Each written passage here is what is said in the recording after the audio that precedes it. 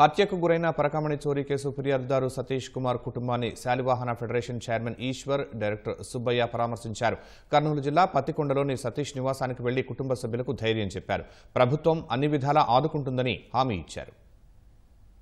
పరకామణి అవినీతిలో చాలా ధైర్యంగా అవినీతి జరుగుతుందని ప్రభుత్వం దృష్టికి తీసుకెళ్లి ఆ రోజున ఎంతో నిబద్ధతతో నిజాయితీగా ఒక వ్యక్తి రిపోర్ట్ చేసినందుకు బహుమతిగా ఇవాళ ఒక వ్యక్తి ఎలా నిజాయితీగా ఉంటే దానికి మూల్యం ఏంటన్నది ఈయన చూస్తే తెలుస్తుంది.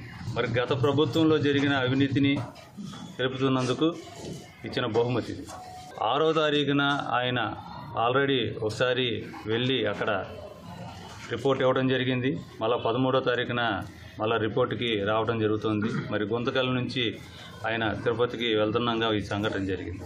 వారి కుటుంబానికి అండగా నిలబడడానికి ఈ రోజుకి రావడం జరిగింది. జరిగిన సంఘటనకి ప్రభుత్వం ఖచ్చితంగా కుటుంబానికి న్యాయం చేస్తుంది.